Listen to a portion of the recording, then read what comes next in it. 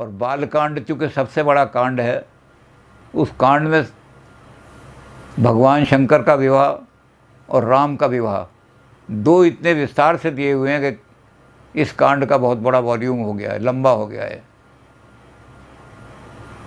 और इतना लंबा हो गया है कि आधी रामायण इसमें कवर हो जाती है। भगवान शंकर का पार्वती के साथ विवाह हुआ है और पार्वती ने प्रतिज्ञा की है, जन्म जन्म तक रगड़ हमारी, बरहूँ शंभु ना तो रहूँ कुंवारी।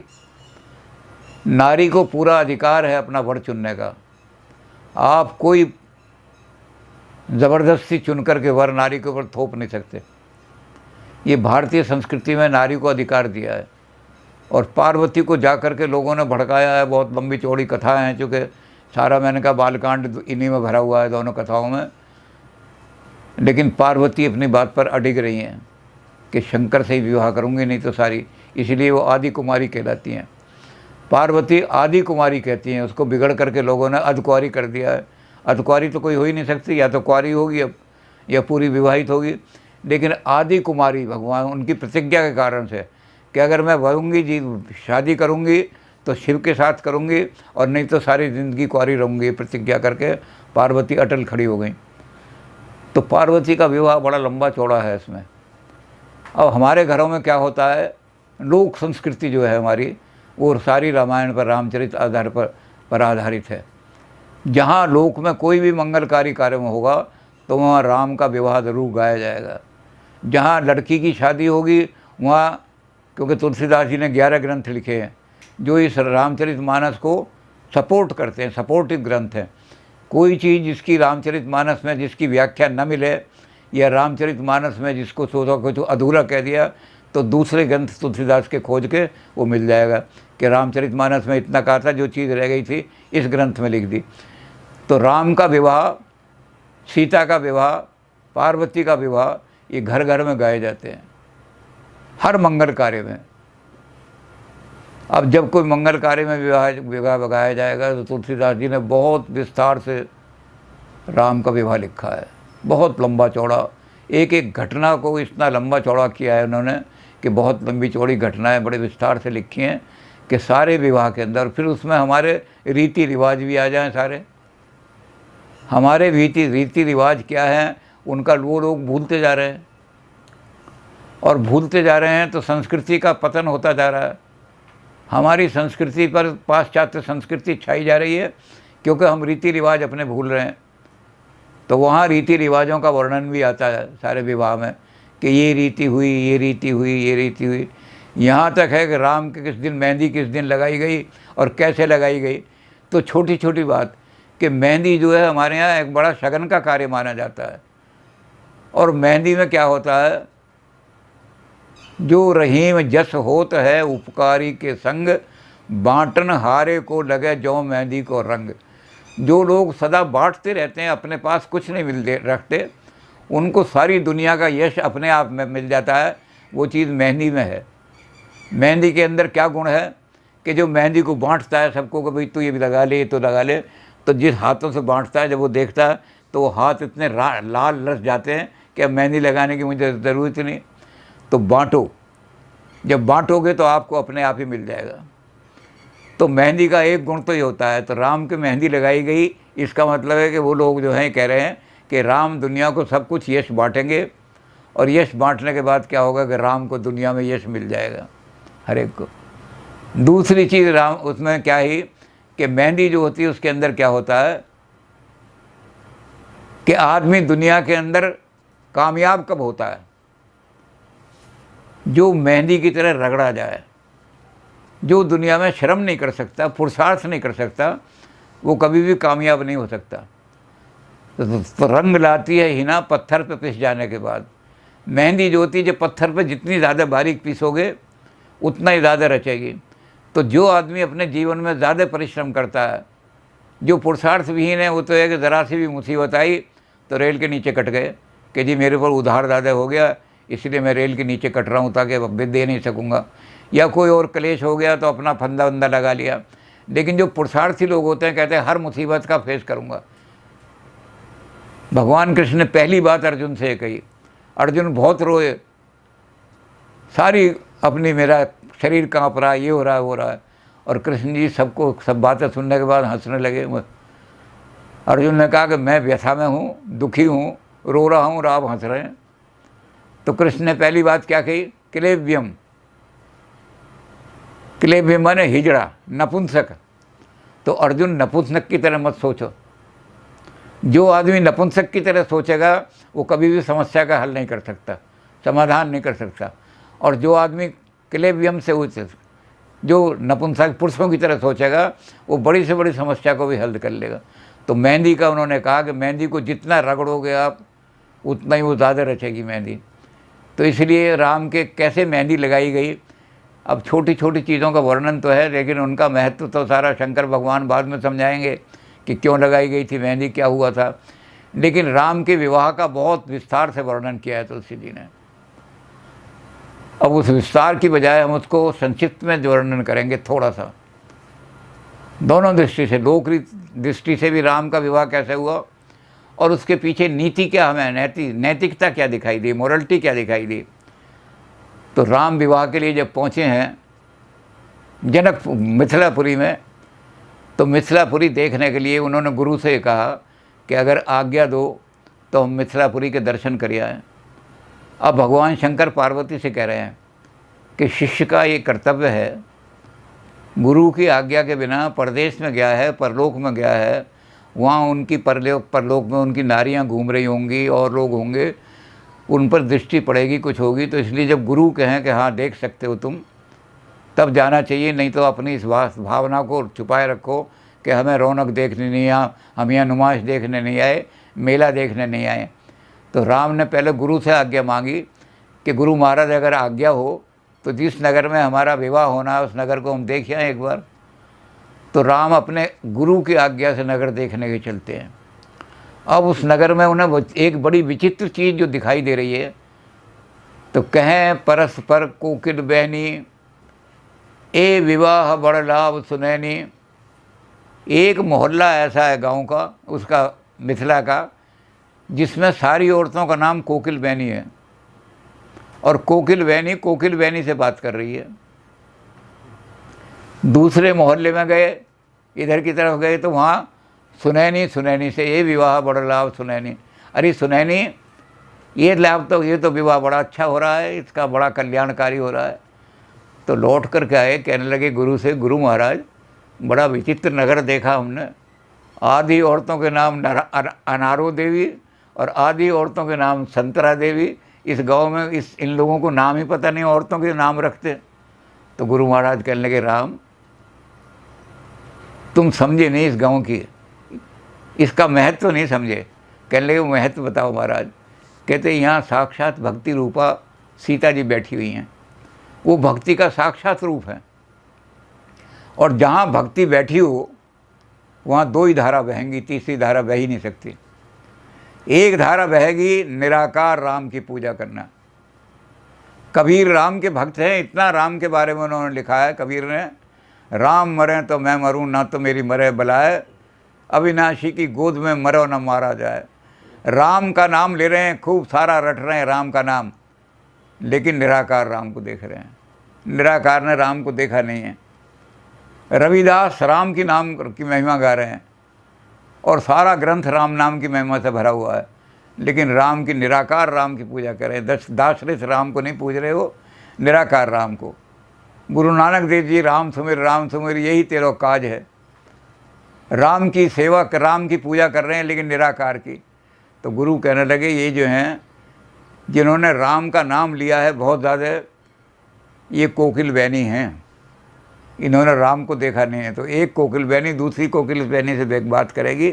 निराकार संप्रदाय के लोग निराकार संप्रदाय के ग्रंथ लिखेंगे, तो ये कोकिल बहनी है ये। और एक ऐसी हैं जिन्होंने राम को साक्षात सगुण रूप में, साकार रूप में जिनका वर्णन किया है, उसमें सबसे बड़े तुलसी हैं और तो दूसरे लोग हैं। तो इन्होंने साकार रूप में देखा है राम को, ये सुनैनी है। तो सुनैनी से बात कर रही है, राम का कितना अच्छा रूप है, राम के नेत्र कितने अच्छे हैं, राम की भुजाएं कितनी अच्छी हैं, ये राम के श्रृंगार का सारा वर्णन कर रही हैं, ये सुनैनी है। तो दो ही धारा हैं राम भक्ति की, एक धारा है निराकार राम भक्ति धारा, एक है साकार राम भक्ति धारा, तीसरी धाता ही नहीं है। सारे साहित्य में 2 ही धाता मिलेंगे। तो राम की समझ में आ गया। भगवान शंकर ने गुरु के मुख से कहला के पार्वती को समझा दिया, हे पार्वती, राम भक्ति सारे हिंदुस्तान में प्रचलित है। सबसे ज़्यादा लोग जो हैं उन्होंने राम के बारे में लिखा है। नामदेव जी ने निराकार राम को ही लिखा है, और निराकार राम को उन्होंने ब्रह्म माना है। हर जगह दिखाई देते हैं उनको सारे। तो निराकार वाले निराकार से बात कर रहे हैं। ये सारे ये कोकिल बहनी है सारे। तो रामायण में दोनों तरह की 2 ही दोनों धारा हैं। तुलसीदास जी ने दोनों को कहा है कि निराकार में और साकार में कोई अंतर नहीं है। जैसे अग्नि होती है वो शलाका के अंदर छुपी हुई होती है लकड़ी के अंदर, और जब उसको रगड़ते हैं तो उसमें अग्नि प्रकट हो जाती है। तो छुपी हुई अग्नि और प्रकट अग्नि में क्या अंतर है? जो निराकार राम सब जगह व्याप है, दिखाई नहीं दे रहा। लकड़ी के अंदर व्याप थी वो अग्नि, तब भी वो अग्नि थी और बाहर दिखाई दे गई। इसी तरह उन्होंने कहा कि जो निर्गुण राम है वो सगुण जो है, उसमें निर्गुण राम में सगुण राम में कोई अंतर नहीं है। एक ही नगर में दोनों बस रहे हैं। नगर उसमें सुनैनी भी रहती हैं, उसमें कोकिल बहनी भी रहती हैं, क्योंकि वहाँ भक्ति बैठी हुई है। भक्ति दोनों तरह से हो सकती है। सीता भक्ति हैं, वो बैठी हुई हैं, और ये सुनैनी जो हैं, ये सुनैनी बैठी हुई हैं। तो तुलसीदास जी कहने लगे वो निराकार राम जो है वो साकार बन जाता है यहाँ आकर के। इसके लिए क्या उन्होंने उदाहरण दिया? भगवान शंकर का नाम लेकर भगवान शंकर ने पार्वती को कहा, पार्वती ने कहा महाराज फिर ये तो दोनों अलग अलग हो गए। उन्होंने कहा नहीं, दोनों एक ही हैं, एक ही नगर में वास कर रहे हैं। तो उन्होंने कहा, तुलसीदास कह रहे हैं कि जैसे जल होता है उसके अंदर कोई गुण नहीं होता, लेकिन जब वो आता है पृथ्वी पर गिरता है तो जम जाता है, वो आकर के ओला बन जाता है। और ओले के अंदर क्या होता है कि ओले के अंदर गोलाई आ जाती है, आकार आ गया। निराकार को आकार मिल गया। अब ये आकार जो है इसके अंदर गुण आने शुरू हुए। ये जब गोला बन गया तो सफ़ेदी आ गई, सतोगुण आ गया उसके अंदर। अब ये सतोगुण आ गया तो गोले के अंदर गोलाई भी आ गई, सतोगुण भी आ गया। और गोले के अंदर एक चीज़ और आ गई, कठोरता आ गई। पानी बड़ा निर्मल था, ओला कठोर हो गया। तो कहते पार्वती ओले में जो ओला है और जो पानी है उसमें कोई अंतर नहीं होता। मूर्ख उसमें अंतर करेंगे, वो ओला पानी बन जाता है, पानी ओला बन जाता है। तो निर्गुण और सगुण दोनों भक्तियाँ एक ही जगह विराजमान है, वहाँ उनका स्वरूप है। तो राम जो थे समझ गए, कहते ये नगर ऐसा है जहाँ आकर के इन्होंने और सगुण को निर्गुण को एक जगह मिला दिया है, मिल गए हैं। अब ऐसी नगरी में उनका विवाह हो रहा है। अब विवाह का जो लोग हो रहा है तो बड़ा लंबा चौड़ा विवाह का वर्णन है, लेकिन उस विवाह में क्या होता है? राम जब उस विवाह में पहुंचते हैं तो वहाँ काकभूषुंडी, अब काकभूषुंडी आ गए, भक्ति रूप में सुनाएंगे। वो राम की कथा श्रद्धा के रूप से सुनाएंगे। भगवान शंकर उसमें से नैतिकता बाद में निकालेंगे। तो पहले वो क्या करते हैं, वो भक्ति के रूप से कहते हैं कि पार्वती, वो काकभूषण जी सुनाते हैं, कहते हैं जितने पक्षीगण हैं, कहते हैं राम का विवाह हो रहा है। और विवाह कैसा हो रहा है? विवाह के अंदर सारा काम होता है तो मंडप में जाके बैठ जाता है दूल्हा, और मंडप में जाके भोजन करता है। जब वो भोजन करता है तो वहाँ जाकर के जो नारियाँ होती हैं वो नारियाँ उसको गालियाँ देने लगती हैं। उनको यहाँ हरियाणा में सीठने कहते हैं और वहाँ मिथिला में गालियाँ देने लगती। वो गालियाँ मनोहर और मंगल गाली होती हैं। तो कहते राम भी जब वहाँ बैठे खाना खाने के लिए तो वो नारियाँ जो थी गाली देने लगी हैं, और सुंदर सुंदर गाली दे रहे हैं। ले ले नाम पुरुष और नारी। जितने बाराती आए थे उनका पुरुष का नाम लेते हैं, फिर नारी का, उनकी पत्नियों का नाम लेते हैं और गाली देती हैं वो सारी की सारी। तो आज को हाल सुनो सजनी, मंडवे में ये देखा है कौतुक भारी, कि जेवत गारी बरात सब है, रघुवीर लख्यो मिथिलेश उटारी। जितनी औरतें थीं वो गाली दे रही थीं, और राम खाना खा रहे थे, जीव रही थी बारात। तो लक्ष्मण जी को क्रोध आ गया। लक्ष्मण जी खड़े हो गए, धनुष बाण उठा लिया, कहने लगे भैया हम यहाँ शादी करने आए हैं या गाली खाने आए हैं? ये गाली जो दे रही है मार के इसका सिर काट दूंगा। राम कहने लगे बैठो भैया, जल्दी क्रोधी हो जाते हो तुम। तुम्हें ऐसी जीवन आज बताने जा रहा हूँ मैं अपने मर्यादा से। अपने व्यवहार से मैं तुम्हें बताने जा रहा हूँ कि जो जीवन भर तुम्हारे काम आएगा सिद्धांत। तो लक्ष्मण बोले भैया बताओ क्या। कहता है ये बताओ कि यहाँ हम संबंध जोड़ने आए हैं या संबंध तोड़ने आए हैं। तो लक्ष्मण कहने लगे भैया संबंध जोड़ने आए हैं, यहाँ तो गठबंधन होगा, शादी के बाद तो गांठ जुड़ेंगी और रिश्ता हो जाएगा, तो सबको पता है हम। तो कहने लगे भैया देखो याद रखो, जीवन में याद रखना, अगर संबंध जोड़ने रखने हैं और संबंध को जोड़े रखना है तो गालियाँ भी सुननी पड़ेंगी। जिसमें सहनशीलता नहीं है परिवार टूट जाएगा। अगर परिवार में एक भी आदमी ऐसा हो कि किसी की गाली भी अगर कोई दे गया, कोई गुस्से में आकर भी कुछ कह गया, बेटा कुछ कह गया, बेटी कुछ कह गई गुस्से में आके, और कुछ किसी ने कुछ कह दिया घर में गुस्से में आके, तो वो सहन करके उसको बैठ जाएगा और समाधान निकालेगा, वो परिवार कभी नहीं टूटेगा लक्ष्मण। आज ये बात पॉलिटिकल पार्टी के पे लागू होती है तुलसी की, कि अगर पॉलिटिकल पार्टी में एक आदमी भी ऐसा हो जाए जो सबकी शिकायतें सुन ले और उस पर उत्तेजित ना हो, वो पार्टी कभी नहीं टूट सकती। रोज़ पार्टियां टूट रही हैं। तो राम ने जो बात लक्ष्मण से कही थी कि लक्ष्मण संबंध जोड़ने हो तो सहनशीलता पैदा करना, गालियां भी सुनने की अपने अंदर पर एक शक्ति लाना। तो गालियां जो सुन लेगा वो आदमी कभी भी किसी को, अपने परिवार को टूटने नहीं देगा। तो लक्ष्मण जी शांत होकर बैठ गए। तो कहने लगे अब क्या करोगे भैया गालियाँ। कहने लगे मैं बताता हूँ क्या करें। तो कहते गालियाँ दे रही हैं, राम ने क्या किया कि मुस्कुराए। कहने लगे जो गाली दे रही है ज़रा शक्ल तो दिखा दो कौन सी है वो।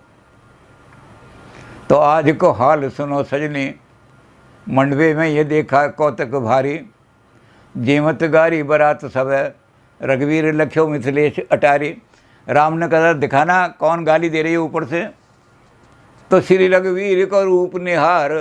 अब भगवान की मुस्कान जो थी, आदमी की एक मुस्कान जो है वो दुनिया को मोह सकती है अगर आदमी ठीक तरह से।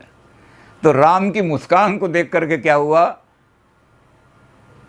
कि श्री रघुवीर को रूप निहार, भई मति विभ्रम गावन हारी। जो गालियां दे रही थी उनकी मति पलट गई और भूल गई अवधेश को नाम। दशरथ का नाम ही भूल गई। तो भूल गई अवधेश को नाम और देने लगी मिथिलेश को गारी।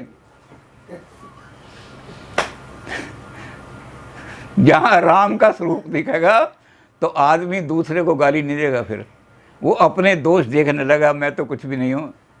बुरा जो ढूंढन में चला तो बुरा न दिखा कोई, और जब तन खोजा आपना तो मुझसे बुरा ना होए। अपने आप को गाली देने लगी, अरे मैं तो, मेरी तो भाषा बड़ी कठोर है। दूसरी कहने लगी मेरी भाषा तो बड़ी ख़राब है, अरे हमारी तो भूल गई अवधेश को नाम। दूसरे को गाली देना छोड़ देगी। जो राम जिसको एक बार मुस्करा के देख लेंगे, जो भगवान की शक्ल एक बार देख लेगी, वो दूसरों को गाली देना भूल जाएगी, अपने आप को गाली देने लगेगी, अपने दोष देखने लगेगी। अब ये विवाह का मंडप बैठा है, इसमें नगर की कुछ लेडीज़ ऐसी थीं जो उस समय तक नहीं पहुंच सकी थीं। तो उसमें एक बहू थी नई, वो नई बहू थी, श्रृंगार वंगार में लगी रही, देर हो गई। अपनी सास से कहने लगी कि राम की मुस्कान और राम का रूप इतना कि जो गाली देने वाली थी वहाँ से शर्मिंदा हो गए। हमें तो बड़ी शर्म आई बहन, हम तो वहाँ से भाग ली सारी। तो कहने लगी मैं भी उस रूप को देख के आऊँगी। जिस राम के रूप को देख करके आदमी की बुद्धि पलट जाती है, उस राम को मैं भी देख करके आऊँगी। तो वो बहू जो थी चली, सास पीछे पीछे चल दी। वहाँ जब पहुँची तो तब तो खाना खा करके राम मंडप की आड़ में को सरक गए थे, बैठ गए थे। तो वो देखने लगी तो राम, उस आड़ में राम दिखाई नहीं दिए उसको। तो उसने क्या काम दिया, घूंघट उतार दिया। घूंघट जैसे ही उठाया, सास ने एक थप्पड़ मारा उसके। तुझे शर्म नहीं आती? यहाँ जेठ खड़े हैं, ससुर खड़े हैं, बिरादरी के बड़े बड़े बुजुर्ग खड़े हैं, सबके सामने मुंह खोल के खड़ी हो गई। देखेंगे तो कहेंगे बहू कितनी बेशर्म है, सबके सामने मुंह खोल के। तो बहू ने हाथ जोड़ कर कहा, उसने कहा आप मेरी माँ के समान हैं, कोई बात नहीं, थप्पड़ मार दिया, लेकिन एक बात कहूँ सास जी, बुरा मत मानना। वो कहने लगे कहते बहू क्या कहेगी? कहते सब देखें प्रभु राम को। राम का इतना सुंदर रूप है कि सारी दुनिया राम की तरफ को देख रही है, और जो राम के स्वरूप को देखेगा वो मुझे कौन देखेगा? संसार का ये रूप कौन देखेगा? सूरदास जी ने भी ऐसे ही कहा था, नैनहीन को राह दिखा, पग पग ठोकर खाऊं मैं। अंधे थे, गड्ढे में गिर गए थे, तो एकदम कहने लगे हे भगवान नैनहीन को रास्ता दिखा दे। तो कृष्ण आ गए। कृष्ण ने आकर हाथ पकड़ के गड्ढे में से निकाल लिया। कहने लगे मैं वही हूँ जिसको तू बुला रहा था, कृष्ण हूँ मैं। कहते अच्छा कृष्ण है तू, कैसे प्रमाण मिले? कहने लगे लो। भगवान ने आँख पर हाथ फेरा, आँखें खुल गई सूरदास की, आँखें खुल गई। उन्होंने कृष्ण का सारा रूप देखा, कितना सुंदर रूप है। देख करके भगवान के हाथ जोड़ लिए, कहते मैंने आपका रूप निहार लिया। तो कृष्ण तो वो कहने लगे भगवान के तू कुछ मांगना है तूने मांग ले। कहते अब मैं एक चीज़ मांगता हूँ। क्या? कहते मेरी आंखें ऐसे ही बंद कर दो जैसे पहले थी। कृष्ण कहने लगे दुनिया तो मांगती है आंखों में रोशनी दे दे। कहने लगे आप संसार का रूप तो सब देख करके वासना पैदा होती है, वासना पैदा होते ही मन पतित हो जाता है। और आपका रूप देख करके, ऐसा रूप जिससे अपार रूप देख करके भी, जिसमें ना कोई वासना है ना कोई बुराई है ना कुछ है, देख लिया तो मैं संसार के ऐसे जो नश्वर रूप ये नश भी जाते हैं। 4 दिन की चांदनी पर ये गरूर अच्छा नहीं, कौन पूछेगा तुझे ये रूप ढल जाने के बाद। जिस दिन तेरा रूप ढल गया उस दिन कोई पूछने भी थूकने भी नहीं आएगा तेरे ऊपर। और आज इतना तो अहंकार कर रही है अपने रूप के ऊपर, तो ये रूप तो ढलने वाला है। तो सूरदास जी कहने लगे जो ढलने वाले रूप हैं उनको देख करके मैं क्या करूँगा जब आपका रूप देख लिया। तो तुलसीदास जी भी कहने लगे, वो बहू कह रही है अपनी सास से कि सब देखें प्रभु राम को। राम का जो रूप है जो नश्वर नहीं है, कभी ढलेगा नहीं है, हमेशा रहेगा। और इसको देख करके मन को शांति मिलती है। तो मनुष्य के रूप को कौन देखेगा? मेरे रूप को कौन देखेगा? आज सुंदर हूँ, कल बिल्कुल बूढ़ी हो जाऊँगी तो सारे कोई देखने भी नहीं आएगा। तो सब देखें प्रभु राम को, मुझको लखे न खोए। और तुलसी को बड़ पापनी, जो प्रभु तज देखो मोए। भगवान की तरफ नहीं देखती तुम और इंसान का मुंह देख रही हो, तो तुम जैसी पापनी औरत इस गांव में मुझे शहर में दिखाई नहीं दी। जो लोग भगवान का सहारा छोड़ करके और मनुष्यों के मुंह ताकते हैं, एमएलए साहब मेरा ये काम करा दो, एमएलए साहब इतने पैसे दे दो, लाला सेठ जी मुझे मेरा ये काम करा दो, तो मनुष्यों के रूप को ताकने वाले आदमी और भगवान को देखते नहीं, तो कहते ये तो बड़ा पापनी है। तो दुनिया भगवान को देख रहे हैं, राम राम कहता सारा जग फिरे और राम न पायो जाए। दुनिया राम को देखना चाहती है और तू मुझे देख रही है। तो कहते मनुष्य को मनुष्य का मुँह देखने से क्या होगा। अब तुलसीदास जी के जो समकालीन लोग थे उन्होंने इस बात पर कहा। तुलसीदास जी के लोग कम समकालीन थे, अब्दुल रहीम खान खाना। खान खाना ने कहा कि तुलसी बिल्कुल सही कह रहे हैं, बिल्कुल सही कह रहे हैं तुलसी, क्योंकि ऊंची जात पपीहरा पिए ना नीचो नीर। लोग झगड़ते हैं जी ब्राह्मण की जात ऊंची है या क्षत्रिय की जात ऊंची है या शूद्र, किसकी जात ऊंची है। तो रहीम कहते हैं किसी की भी जात ऊंची नहीं, ऊंची जात पपीहा। पपीहा सबसे ऊंचा होता है, उसकी जात सबसे ऊंची है। क्यों है कि पिए न नीचो नीर, जो पानी नीचे गिर गया पपीहा उसको नहीं पीता। जो पानी स्वाति की बूंद मुंह में गिरेगी तो पी लेगा, नहीं तो प्यासा ही रहेगा। तो ऊंचे जिनके जो ऊंची जात के लोग हैं वो किसी के आगे हाथ भीख मांगने नहीं जाते। तो कहते ऊंची जात पपीहरा पिए न नीचो नीर, या रहीम प्रभु को लखे या दुख है शरीर। रहीम अगर मांगता है तो उस प्रभु से ही मांगता है, मनुष्य से नहीं मांगता। अकबर के दरबार में बैठा हूँ फिर भी अकबर के आगे हाथ नहीं फैलाया मैंने। देने वाला अपने आप देगा जिस दिन देना होगा। तो रहीम की एक स्वभाव था रहीम का कि जब नहाने जाते थे घाट पर तो दान करके आते थे कुछ ना कुछ। और दान करके आते थे तो ऊपर को नहीं देखते थे। कोई आदमी आया, किसी के हाथ में 10 का नोट पकड़ा दिया, किसी को 20 का दे दिया, किसी को 50, जो भी हुआ अपने पास। और जब वो सारा दान करते थे तब लौट करके आते थे। तो उनकी जो ये सुना लोगों ने कि रहीम दान करते हैं लेकिन देखते भी नहीं किसको दान कर रहे हैं। तो एक और कवि बहुत ऊंचे थे, उनका नाम था गंग कवि। तुलसीदास जी के बहुत सारे प्रश्नों का उत्तर गंग ने दिया है। तो गंग ने कहा कि मैं देख करके आऊँ, पर तो गंग गए वहाँ। रहीम नहा करके दान करके चलने वाले थे कि गंग पहुँच गए। गंग ने हाथ पसारे कुछ दे दे। तो रहीम कहने लगे भैया आज तो जो मैंने दान करना था कर दिया, कल फिर जब आऊँगा कल आ जाना, दे दूँगा।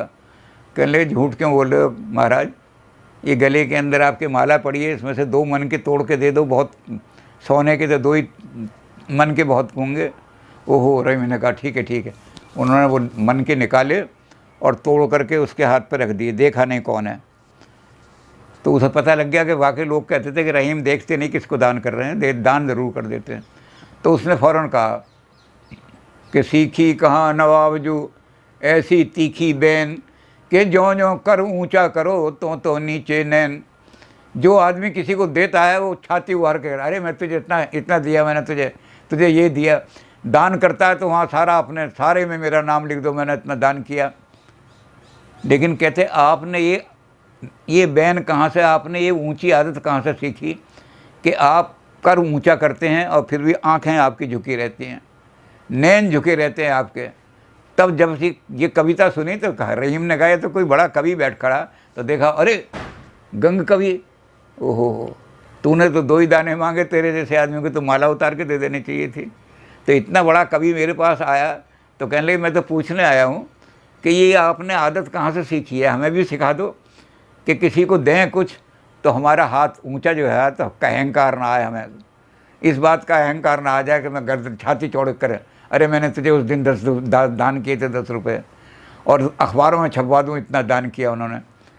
तो रहीम ने क्या कहा, रहीम कहने लगे गंग कवि तुम तो जानते हो कि देनहार कोई और है और भेजत है दिन रैन। हमारे शास्त्र ये कहते हैं, स्मृतियाँ ये कहती हैं कि जिस परिवार का नाश करना होता है भगवान ने, जिस समाज का नाश करना होता है, वहाँ लक्ष्मी को ऐसे घर में बिठा देते हैं जो लक्ष्मी का दुरुपयोग करे, वो समाज ही नष्ट हो जाता है। कोई शराब पीने, कोई कह देगा शराब के क्लब खुलवा दो, कोई कहेगा इस नाच के क्लब खुलवा दो, तो समाज नष्ट हो जाएगा। और जिस समाज को दृढ़ आधारों पर खड़ा होता है, उस समाज में मैं लक्ष्मी को उनके घर में भेजता हूँ जो उस परिवार को संपन्न बनाएं, गरीबों को पैसा दें, भूखों को रोटी खिलाएं। तो कहने लगे देनहार तो वो है, देनहार कोई और है जो भेजत है दिन रैन। वो मुझे दिन रात कहीं से मुझे पैसे भेज देता है, यहाँ मेरी आमदनी हो जाती है, मैं उसमें से दान कर देता हूँ। अब मेरे घर में कोई कुआं तो है नहीं कि जिसमें से पैसे निकाल रहा हूँ, कहीं मेरे घर में सोने की खान नहीं है, वो तो ऊपर वाला भेजता है, तो जितना वो भेजता है उतना ही दान कर देता हूँ। अगर 100 रुपये की इनकम हो गई तो 100 कर दूंगा, जिस दिन 500 की होती 500 कर देता हूँ। तो देनहार कोई और है जो भेजत है दिन रैन, और लोग भरम मुँह पर करें तासे नीचे नैन। ये मूर्ख आदमी जब बाहर जाते हैं तो हम वो पूछते हैं आज हमें रहीम ने 50 का नोट दिया, चलो घर में बच्चों के लिए कुछ मिठाई, तो कहते हैं वो मेरा नाम लेते हैं, उस देने वाले का नाम नहीं लेते। कहना ये चाहिए कि उसने भगवान ने, वो देने वाले ने रहीम के माध्यम से हमें ये पैसे दिए। तो लोग भरम मुँह पर करें, वो जाने वाले मेरा नाम लेते हैं तो उन्हें शर्म नहीं आती, मुझे शर्म आता, मेरी ज़रूरत है। तो तुलसीदास जी ने सारा कहा कि वो बहू जो थी कहने लगी कि इसलिए सासू जी दुनिया को देखने की बजाय, संसार के मुंह देखने की बजाय उसको देखो। सब देखें प्रभु राम को। हर आदमी राम के आगे हाथ फैलाता है और भगवान देता है। भगवान उनको देता है जो ठीक तरह से दे मांगने वाले होते हैं, और भगवान समझता है कि इसके हाथ में धन गया तो दुरुपयोग नहीं होगा, ये नाश नहीं करेगा धन का, उसे दे देता है। तो देने वाला जो है उससे मांगो, संसार के लोगों से क्या मांगोगी तो क्या होगा। तुलसी कह रहे हैं कि गीतावली के अंदर, लोभी चरण लोभ लालच में द्वार द्वार जग बागे ठोकरें खाएं।